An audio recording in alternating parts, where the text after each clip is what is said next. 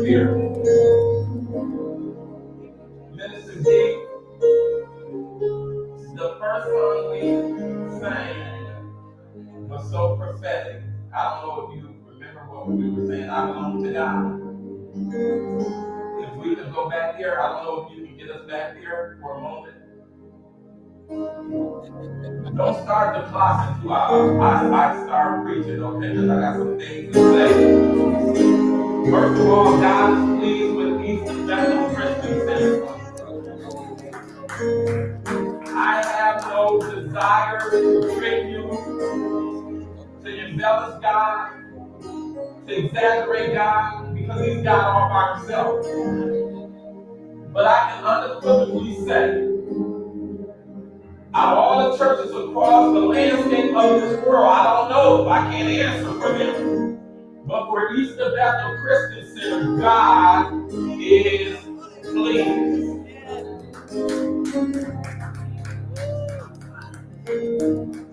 And we begin to sing, I belong to God. So prophetic. It's taking ownership of our relationship with God. And I sent out some last week, and I don't know if many know, but there are 3 events in my life that I know that God is real. I trust that He's real. I don't have to touch His side. I believe His word. But yet there are 3 tangible touches that I received that I know God. Last week we received another. If you go to the back on the wall and you see that shirt, that's one right there. The first time that I knew God was real is I was walking in West Texas. I didn't grow up in church, didn't know church. I was a nug or whatever you want to call an inner city kid. I was your typical inner city kid. Despise God, despise Jesus, because we're on welfare. We're in a drug-ridden inner city that's riddled with drugs and crime and violence.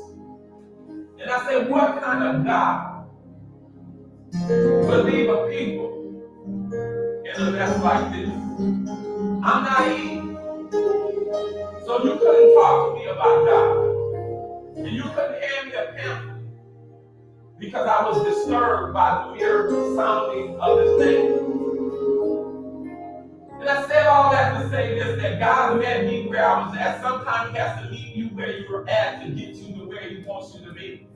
Sometimes we won't meet people where they're at. We want them to come up rather than us go down. It's okay to go down, just don't compromise when you go down. You know how I know that, minister? Because Jesus went to the wine bibber and the tax collector. He went down to them, but He never compromised. He went down to me, but He never compromised.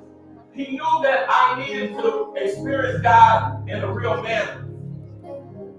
So around 1202, it's ironic that I remember the dates and the time. In 1993 at 1202 in West Texas, I'm walking to the gym, and it was as somebody hit a pause button. I'm not on drugs, I'm not drinking, I'm on my way to the gym. I don't know God, so I don't know the experience of going into the supernatural. So the supernatural has to be thrust on me. And it was as though somebody hit a pause button, and the whole world stopped. And I turned around 360 degrees.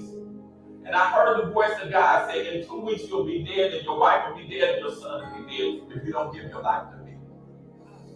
I said, God, if you want this messed up life, you can have it. He said, I'll take it. And he hit the button and everything started moving again. I said, I don't know what happened, but I'll be back in the club in about 30 days. And I'll be cussing again. And I'll be doing all the vile things that I was doing again. That was 1993. I never said a cuss word again. I never went back to a club again. Because God is real.